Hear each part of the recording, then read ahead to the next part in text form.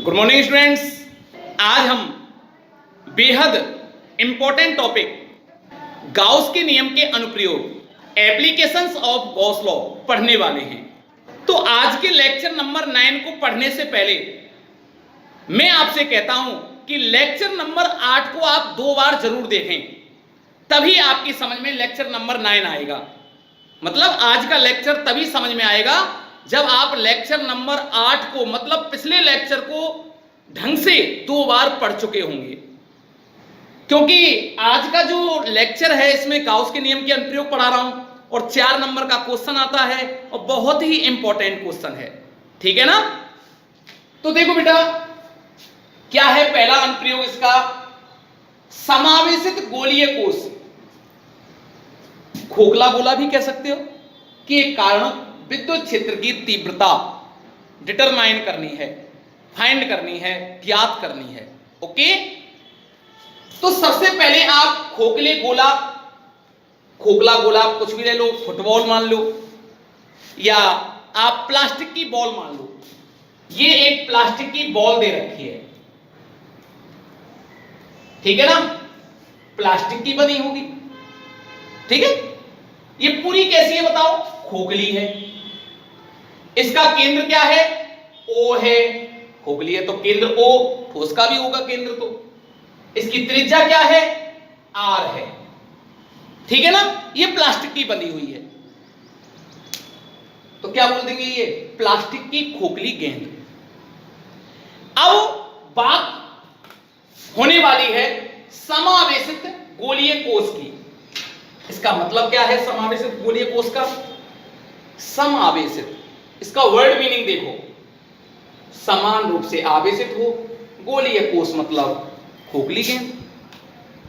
तो अब मैं मानता हूं कि जो ये गोलीय कोष है वो आवेश से मिलकर बना है, ठीक है ना?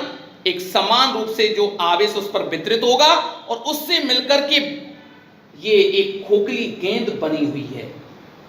खोखली गेंद बनी हुई है, उसे हम क्या कहते हैं? गोलीय कोष या खोखला गोला। राइट? इसका केंद्र बता दिया। तो एक समावेशित से बनी हुई है तो इस पर मैं आवेश दर्शा दूं, प्लस क्यू, एक समान रूप से वितरित है। ओके, अब ये जो वितरण आपको दिख रहा है वो इसको निरूपित कर रहा है, समावेशित गोलीय कोष को दर्शा रहा है ये स्थिति, ठीक है? इसके कारण मुझे विद्युत क्षेत्र की तीव्रता ज्ञात करनी है। अब हमारा क्वेश्चन आता है कि सर विद्युत क्षेत्र की तीव्रता कहां ज्ञात करें? ऐसा तो इसमें नहीं दर्शा रखा। जब नहीं दर्शा रखा है तो ऐसी स्थिति में अपन को कंडीशन लेनी पड़ेगी। अब मैं कंडीशन क्या मानूं? सोचो जरा। एक कंडीशन तो मैं ये मान लूं, इसके बाहर हो सकती है ना? बिल्कुल हो सकती है, बाहर भी ज्ञात कर सकते हैं। दे तो रखा नहीं उसने, कहां ज्ञात करें? एक बाहर तो चाहे यहां ले लो, चाहे इस बिंदु पर ज्ञात कर लो, चाहे इस बिंदु पर कर लो, सारे बिंदु क्या होंगे? बाहर ही होंगे। एक अच्छा, यहां सतह पर भी हो सकता है, एक बिंदु हो सकता है ना?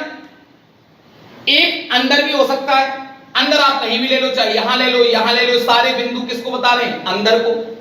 और एक बिंदु क्या हो सकता है? इसके सेंटर पर, ठीक है ना? तो ये 4 पॉइंट निकल करके आए, एक तो बाहर, सतह पर, अंदर और केंद्र पर। 4 बिंदुओं पर मुझे विद्युत क्षेत्र की तीव्रता ज्ञात करनी है, ठीक है ना? अब क्वेश्चन आता है कौन से नियम से ज्ञात करनी है? गाउस के नियम से। तो सर आपने बता तो दिया, गाउस का नियम ऐसे तो नहीं लग पाएगा। तो गाउस का नियम लगेगा कैसे? इसको बंद करना पड़ेगा अपन को, गाउसियन पृष्ठ की रचना करनी पड़ेगी। तो गाउसियन पृष्ठ की रचना करने के लिए मैं क्या करूं? इसको परिबद्ध करना पड़ेगा, आवेश को। आवेश को क्या करना पड़ेगा? परिबद्ध। ओके, परिबद्ध होना चाहिए। और 2 बातों का ध्यान रखना है, एक ही वैल्यू समान होनी चाहिए और थीटा या तो 0 हो या 90 हो। तो बताया तो था कैसा शेप है इसका, गोलाकार, तो गोलीय पृष्ठ की रचना कर लेंगे। और गोलीय के लिए तो मैंने आपको पढ़ाया है, ई का मान उस पर नियत होता है, थीटा हमेशा क्या आएगा, 0 आएगा, राइट। तो जरा देखो, हम एक गाउसियन पृष्ठ की रचना कर लेते हैं इसके चारों, ठीक है ना। और गाउसियन पृष्ठ कैसा लेना है, 3D में लेना है।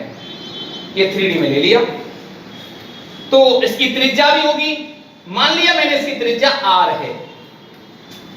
तो अब मैं कह सकता हूं इस आवेश को परिबद्ध करने के लिए मैंने स्मॉल r त्रिज्या की एक गाउसियन पृष्ठ की रचना करी। यहां लिख दें गाउसियन पृष्ठ, ध्यान से समझना, ओके। इस पर E का मान 100% नियत होगा और E वेक्टर और dA वेक्टर के बीच का कोण भी क्या होगा, 0 डिग्री होगा, ठीक है। अब देखो, अब मुझे लिखना क्या है इसके बारे में जरा देखें, स्टेप बाय स्टेप पढ़ना है। चित्र में दिया है एक गोलीय कोष जिसका केंद्र O, त्रिज्या कैपिटल R है, जिस पर प्लस Q आवेश एक समान रूप से वितरित है, ठीक है। तब उसका पृष्ठीय आवेश घनत्व सिग्मा, क्षेत्रफल लिया जाएगा, खोखला है, Q अपॉन क्षेत्रफल। तो Q अपॉन क्षेत्रफल क्या होगा, 4 pi R square. Capital R त्रिज्या आएगी ना, स्मॉल r आएगी, कैपिटल R आएगी, इस पर वितरित है ना आवेश, तो कैपिटल R त्रिज्या के गोले पर, तो इसी का क्षेत्रफल लिया जाएगा, ठीक है ना। ये आ गया, तो Q की वैल्यू निकालो इससे, तो Q इक्वल टू क्या आ गया, सिग्मा 4 पाई R स्क्वायर, समीकरण नंबर 1, ठीक है, कोई डाउट नहीं है, ठीक है ना। ये आ गया समीकरण नंबर 1। इसके द्वारा हमको बाहर, सतह पर, अंदर और केंद्र पर विद्युत क्षेत्र की तीव्रता ज्ञात करनी है। तो केस फर्स्ट डाल लेता हूं मैं। अच्छा, कहां ज्ञात करनी है, पहले मैं क्या ले लेता हूं, ये गोलीय कोष है, यहां ज्ञात करनी है। ये बिंदु ले लिया मैंने P, ये कहां स्थित है बताओ, इसके खोखला गोले से कहां स्थित है, बाहर के अंदर, बाहर। तो मुझे बाहर ज्ञात करनी है। जहां ज्ञात करनी होती है ना, उसे प्रेक्षण बिंदु कहते हैं। क्या कहते हैं, प्रेक्षण बिंदु। तो कह देते हैं केस फर्स्ट में, जब प्रेक्षण बिंदु P बाहर स्थित हो, कहां स्थित हो बेटा, बाहर। किससे बाहर, इस गोलीय कोष से बाहर स्थित हो।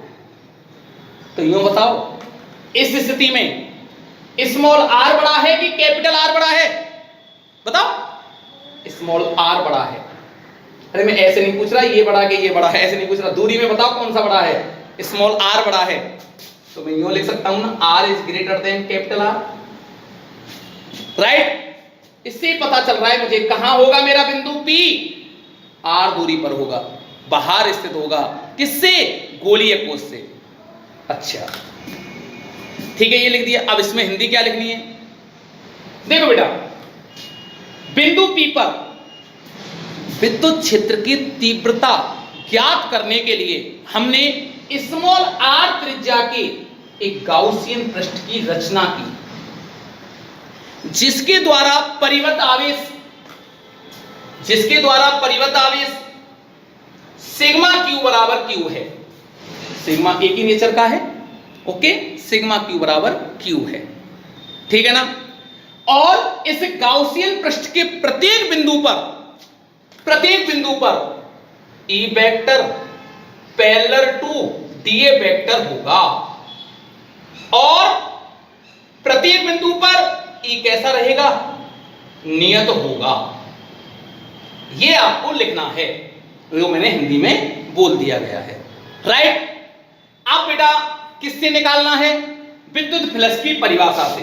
तो जरा लगाऊं मैं परिभाषा, विद्युत फ्लक्स की परिभाषा से।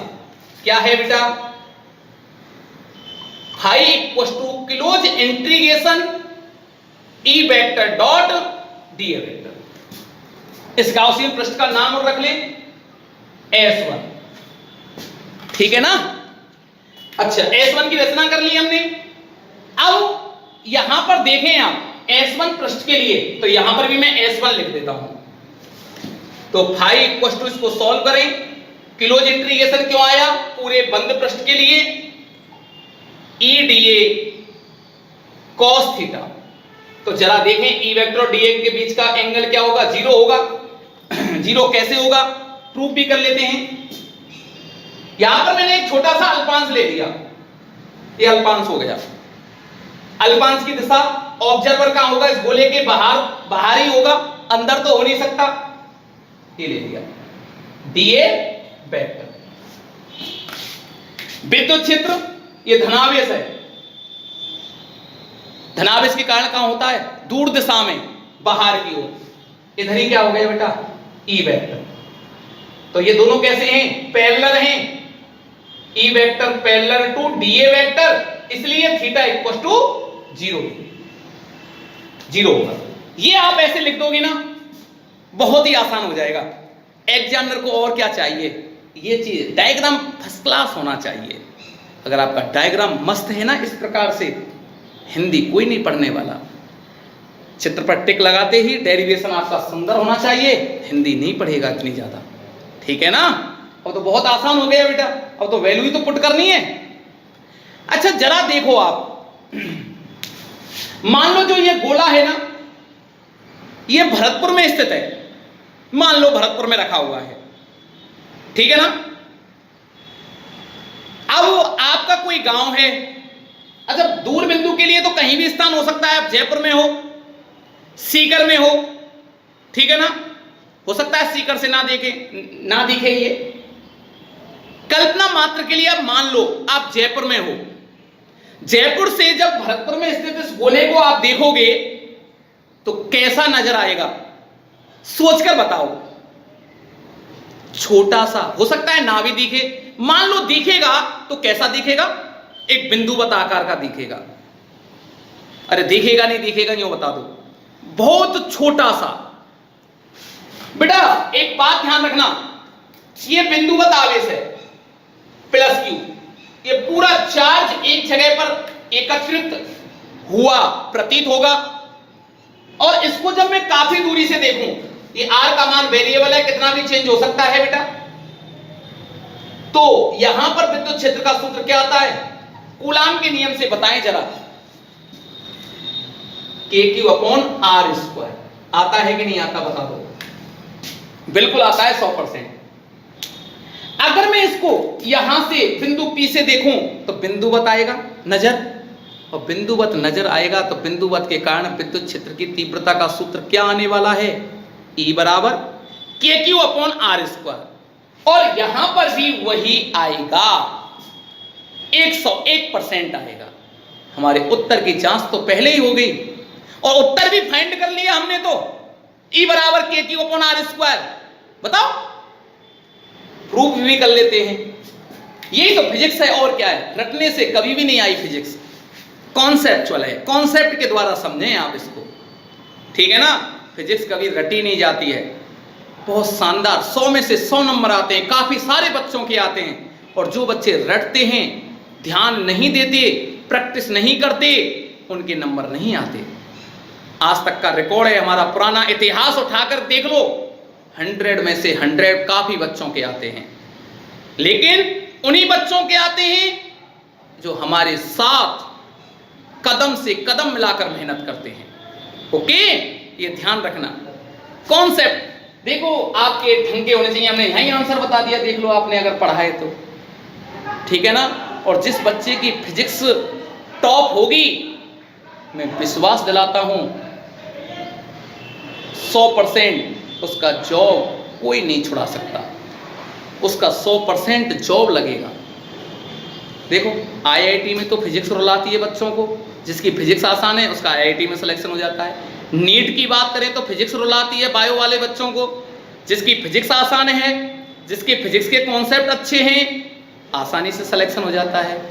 आप पर्टिकुलर हमसे मिलो, हम आपको गाइड करेंगे, हम आपको प्रत्यक्ष के लिए कहते हैं ना, प्रत्यक्ष के लिए प्रमाण की क्या आवश्यकता, हम ऐसे प्रमाण बता दें, हम ऐसे हमारे काफी डॉक्टर्स बता दें जो हमसे पढ़े हैं, उनकी फिजिक्स स्ट्रांग हुई है, उनका मेडिकल में सिलेक्शन हो गया, आज वे डॉक्टर हैं। काफी बच्चों से बात करा दें हम आपकी। एयरफोर्स में उन्हीं बच्चों का होता है जो बच्चे फिजिक्स स्ट्रांग है उनकी, ठीक है ना, फिजिक्स के कॉन्सेप्ट क्लियर हैं उनके। कोई सी भी एग्जाम देख लो बेटा, रीट का जो एग्जाम होता है, रीट टीचर वाला, उसमें भी मैं कंपटीशन भी मैं काफी क्लासों में पढ़ाता हूं, मुझे पता है। रीट में उन्हीं बच्चों का होता है जिनकी फिजिक्स स्ट्रांग है। क्यों? फिजिक्स हर किसी के समझ में नहीं आती, और फिजिक्स अगर आ जाती है, क्यों बच्चे लापरवाही करते हैं ना, कंटिन्यू नहीं पढ़ना चाहते, मेहनत नहीं करना चाहते। और जो भी बच्चे मुझे सुन पा रहे हैं, देख पा रहे हैं, ये नहीं आप मेरी जब क्लास अटेंड कर रहे हो तो बेड पर सो रहे हो, आप बेड पर सोते हुए फिजिक्स पढ़ रहे हो, ऐसे कोई फिजिक्स पढ़ी जाती है क्या? बताओ। बेड पे आराम से सो रहे हो और लेक्चर देख रहे हो, नहीं, आप इसी समय जो सुन रहे हो खड़े हो जाएं तुरंत, मुझे सब दिखाई दे रहे हो, और टेबल कुर्सियों का यूज करते हुए आप नोट्स बनाएं, उनकी बार बार प्रैक्टिस करें। देखो कितनी आसान हो जाती है फिजिक्स। और आप मेरे साथ जुड़े रहिए, देखो फिर उसके बाद आपको बहुत आसान लगेगी, ठीक है ना।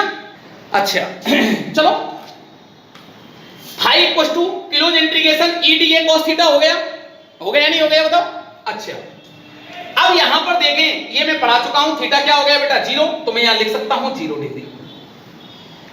कॉस 0 की वैल्यू बोले 1। अच्छा, इस पूरे सरफेस के लिए ई की वैल्यू देखो, यहां से जो r, यहां पर जितना r है, यहां पर भी मैं dA लूंगा ना, वही r ये होगा, क्यों r पर डिपेंड कर दिया ना। r जब नियत है तो e का मान भी क्या होगा, नियत होगा। जो r यहां है वही r यहां होगा, वही r यहां होगा, वही r यहां होगा। r जब कांस्टेंट है तो ये तो कांस्टेंट हैंगे दोनों, तो e का मान भी कांस्टेंट होगा। तो e का मान जब कांस्टेंट है उस गाउसियन सरफेस पर, तो e को मैं बाहर निकाल सकता हूं, यहां लिख दो, क्योंकि e नियत है। e जब नियत है तो phi equal to e close integration D है, राइट। डीए चेंज हो रहा है, डायरेक्शन इसकी डीए, ये DA DA DA DA DA change हो सकता है, कितना भी अल्पांश हो सकता है, ओके। तो अगर हम सभी डीए डीओ को मिला दें तो क्या बन गया, इस गाउसियन पृष्ठ का क्षेत्रफल बन गया। तो देखो बेटा, क्योंकि डीए बराबर संपूर्ण गाउसियन पृष्ठ का क्षेत्रफल, खोखला है 4 पाई स्मॉल r स्क्वायर, त्रिज्या r है ना, तो बेटा phi equal to e 4 pi r square, समीकरण नंबर 1, ठीक है ना। मैं कह तो रहा था कि एप्लीकेशनों को पढ़ने से पहले आप विद्युत फ्लक्स जरूर पढ़ें। देखो विद्युत फ्लक्स निकालिए, इतना होगा। अब गाउस का नियम लगा दें, गाउस के नियम से, गाउस के नियम से फाई बराबर sigma Q upon epsilon not, sigma Q Q बटे एप्सिलॉन नॉट, क्योंकि सिग्मा क्यू बराबर परिबद्ध आवेश, पहले पढ़ा चुका हूं मैं, एक ही प्रकृति का तो आवेश है, तो सिग्मा क्यू का मान क्या लेंगे, क्यू, ओके। समीकरण 2, ये भी फाई बराबर है, ये भी फाई बराबर है, दोनों को कंपेयर कर लें तो समीकरण 1 व 2 से, तो E 4 पाई r स्क्वायर बराबर Q अपॉन एप्सिलॉन नॉट हो गया ना। नीचे ले जाओ बेटा, E का मान तो ज्ञात ही करना है, नीचे ले गए 1 upon 4 pi epsilon not Q upon r square, ये बाहर आ गया, E आउट, और ये तो आना ही था, पहले ही बता चुके थे। के का मान यहां पे भी तो यही होगा, बोलो कोई डाउट? बाहर से देखेंगे तो यही विद्युत क्षेत्र आएगा। अच्छा, अब आप कहें कि सर सिग्मा के पदों में निकालना, किसके पदों में बेटा? सिग्मा के पदों में मैं निकालूं, इस पर इक्वेशन 3। अच्छा, सिग्मा के पदों में तो समीकरण 1 से देखें आप कि 1 हो गया, सॉरी ये 2 हो गया बेटा, और ये 3 है, ठीक है ना, और ये 2 और 3 है, ये ध्यान रखना जरा, क्यों मैं 1 यहां पे डाल चुका था, और ये समीकरण हो गया 4। कोई डाउट नहीं है, कोई प्रॉब्लम नहीं। अब देखो सिग्मा के पदों में तो समीकरण 1 से मान समीकरण 4 में रखने पर, समीकरण 1 से मान 4 में रखने पर तो ई आउट बराबर 1/4 पाई एप्सिलॉन नॉट क्यू का मान बोले सिग्मा 4 पाई आर स्क्वायर बटे कैपिटल आर है बेटा बटे स्मॉल आर स्क्वायर की वैल्यू तो रखी है मैंने और कुछ नहीं किया, क्यू की वैल्यू यहां पे रख दी। अब इनको काट लो, जो कट रहा है 4 पाई से 4 पाई गया, तो ई आउट बराबर क्या आ गया? सिग्मा आर स्क्वायर बटे epsilon naught R square. Right, कोई डाउट वाली बात नहीं है। तो बाहर विद्युत क्षेत्र का मान इतना आ गया। देखो ये यहां पर कांस्टेंट है, ये कांस्टेंट है, ये भी कांस्टेंट है, सिग्मा पृष्ठीय आवेश घनत्व है, ये भी कांस्टेंट है, ये कांस्टेंट है, यहां दूरी परिवर्तित है, यहां पर भी दूरी परिवर्तित है, एक ही रिलेशन तो आ रहा है। तो यहां लिख सकते हैं, स्पष्ट है कि ई आउट समानुपाती 1/r स्क्वायर, कि बाहर इस गोलीय कोश के कारण विद्युत क्षेत्र की तीव्रता दूरी के वर्ग के व्युत्क्रमानुपाती होती है, ठीक है ना। और कूलाम के नियम में भी यही आया था। ओके, अब हम सतह पर ज्ञात करने वाले हैं, अगर बिंदु P सतह पर स्थित हो तो उसके लिए देखें जरा केस सेकंड, क्या लिखेंगे? जब प्रेक्षण बिंदु P गोलीय कोश की सतह पर हो, कहां हो? सतह पर। जरा देखें, ये गोलीय कोश हो गया भैया आपका, केंद्र क्या है? O, त्रिज्या वही R, सेम जो पहले ली थी, प्लस क्यू आवेश एक समान रूप से वितरित है। अब मुझे बिंदु P कहां लेना है? सतह पर। ये सतह पर ले लिया बेटा बिंदु P, कितनी त्रिज्या का, कितनी दूरी पर? स्मॉल r दूरी पर। क्या गाउस का नियम लग पाएगा? बिल्कुल नहीं लगेगा, मुझे गाउसियन पृष्ठ की रचना करनी पड़ेगी। ये गाउसियन पृष्ठ, आवेश परिबद्ध हो गया, आसानी से ज्ञात कर लोगे। अब आवेश जो ऐसे मत समझना, ये आवेश बाहर है, मैंने ये माना है ये जो गोलीय कोश है ना, ये आवेश से मिलकर ही बना है, तो उसी के ऊपर जब मैं गाउसियन पृष्ठ की रचना करूंगा तो वो परिबद्ध हो जाएगा ना, बाउंडेड हो जाएगा ना उससे। अच्छा, या आप एक तरीका और बता दूं मैं आपको, अभी हमने ई आउट निकाला था, एक और फॉर्मूला था 1/4 pi epsilon not Q/r square, 1 2 3, ये कितना आया था बेटा? 4, और ये आ गया हमारा 5। आप ऐसा करो, सतह पर निकालने के लिए मैं क्या लिख देता हूं इसको, ये लिख देते हैं, स्मॉल r बराबर कैपिटल R होगा सतह पर। देख लो, क्लियर है ना, कोई डाउट तो नहीं है। अब आपको इस कैलकुलेशन को करने की बजाय आप स्मॉल r बराबर कैपिटल R समीकरण 4 और 5 में रख दो, आंसर आ जाएगा आपका। सही कह रहा हूं, गलत कह रहा हूं? तो जरा देखें, समीकरण 4 में 4 व 5 में स्मॉल r बराबर कैपिटल R रखने पर, ओके, तो समीकरण 4 से E सतह, S लिखते हैं सरफेस, सतह ES बराबर 1/4πε0 Q अपॉन स्मॉल r की जगह कैपिटल R स्क्वायर। अच्छा जरा ध्यान रखना, ये जो वैल्यू है इसमें तो स्मॉल r कहीं आ ही नहीं रहा है। इसका मतलब क्या है कि सतह पर विद्युत क्षेत्र दूरी पर निर्भर नहीं करता। जरा 5 को देखें, समीकरण 5 से ES बराबर सिग्मा R स्क्वायर बटे epsilon not capital R square, क्योंकि स्मॉल r की जगह क्या रख दूंगा कैपिटल R। ओके, ये कट गया, कैंसिल आउट, तो सिग्मा बटे एप्सिलॉन नॉट। इसमें भी कहीं r नहीं आ रहा है। ये है बेटा सिग्मा के पदों में और ये है आवेश के पदों में, दोनों सतह पर हैं। ठीक है, अब जहां देखो आप दूरी पर निर्भर नहीं कर रहा, तो मैं लिख सकता हूं स्पष्ट है कि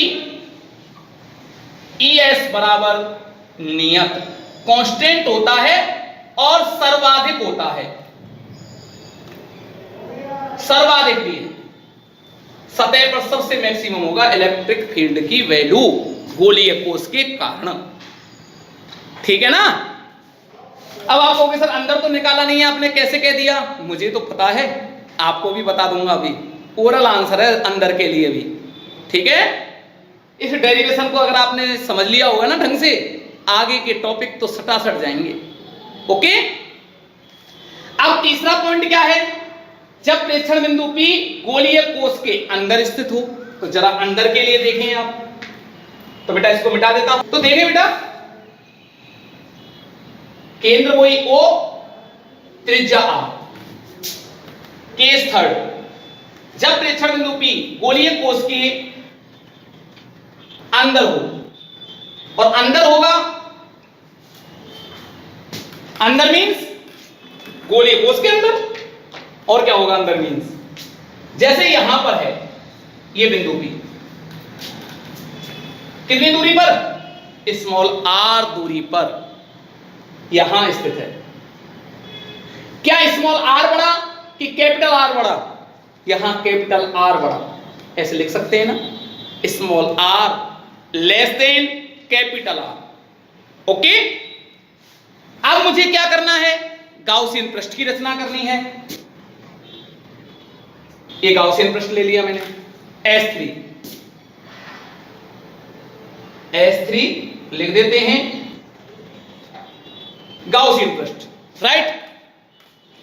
अब देखें बेटा, ये जो मैंने गाउसियन पृष्ठ लिया है ना S3, क्या इसके अंदर कोई आवेश है? नहीं है, इसके द्वारा कोई परिबद्ध आवेश है ही नहीं। तो मैं क्या लिख सकता हूं? सिग्मा Q बराबर 0। तो अब क्या लिखेंगे? अंदर बिंदु P पर विद्युत क्षेत्र का मान ज्ञात करने के लिए हम स्मॉल r त्रिज्या के एक गाउसियन पृष्ठ S3 की रचना करते हैं, जिसके द्वारा परिबद्ध आवेश सिग्मा Q बराबर 0 होगा। ठीक है ना। अब देखो बेटा, गाउस का नियम लगा दें। तो देखो बेटा, विद्युत फ्लक्स की परिभाषा से, गाउस के नियम से, यूं लिख लो पहले, गाउस के नियम से एक साथ ही लगा दो अब यहां पर। ठीक है ना, अलग मत लगाओ। तीसरे केस में बड़ा क्यों करते हो? पहले में हमने सब कुछ समझा दिया उसको डिटेल से। तो फाई बराबर close integration E vector dot dA vector बराबर sigma Q upon epsilon naught. जरा ध्यान रखना ढंग से। अच्छा, परिबद्ध आवेश का मान कितना है? सिग्मा Q बराबर 0, ये 0 हो गया। तो क्या लिख सकते हैं? ये दोनों फाई बराबर है, तो ऐसे लिख सकते हैं अपन इसको, बराबर 0 बटे एप्सिलॉन नॉट। इसका इसमें भाग देंगे तो 0 ही तो आएगा। दो राशियों का गुणनफल 0 के बराबर है, तो उनमें से एक राशि 100% 0 तो नहीं हो सकती। तो यहां पर 0 क्या नहीं हो सकता? यहां DA vector not equal to 0। ध्यान रखना, अगर दो राशियों का हम गुणा कर रहे हैं और उनका योग उनका इक्वल टू 0 आता है तो उनमें से एक, ये जरूरी नहीं कि दोनों राशियों का गुणनफल 0 हो, ठीक है ना, ये ध्यान रखना। तो डीए का मान 0 तो होगा नहीं, क्यों, यहाँ पर कुछ क्षेत्रफल तो आएगा ना इस गाउसियन पृष्ठ का, हर जगह क्षेत्रफल होगा, 100% होगा। जैसे यहां पर भी बात करें, ये दर्शा दिया ना, ये डीए वेक्टर, अरे बोलो, DA vector not equal to 0, तो किसकी वैल्यू 0 होगी बेटा, यहां ई इक्वल टू 0, ई इन लिख दें अंदर, ई की वैल्यू 0 होगी, ठीक है। और फोर्थ केस बेटा, जब प्रेक्षण बिंदु केंद्र पर, प्रेक्षण बिंदु P केंद्र पर हो, और केंद्र पर होगा तो स्मॉल r का मान क्या होगा, 0। अरे जब केंद्र पर निकालेंगे, ये क्वेश्चन काफी बार पूछ लिया गया है, बच्चे कंफ्यूज हो जाते हैं। स्मॉल r 0 और स्मॉल r का मान 0 होगा तो बेटा E का मान, इस गोलीय कोष है, खोखला गोला है, ध्यान रखना, तो E की वैल्यू जो अंदर है वही कहां आएगी बेटा, सेंटर पर आएगी, ओके। EC बराबर भी 0 होगा, क्लियर, कोई डाउट नहीं है, ठीक है ना। तो अंदर हर जगह विद्युत क्षेत्र का मान क्या होगा, 0 होगा, क्लियर, कोई डाउट नहीं है। आता है ना समझ में? तो इस लेक्चर को आप बार बार ढंग से देखें, ठीक है ना, ये नोट करें बेटा अच्छी तरीका से, ठीक है।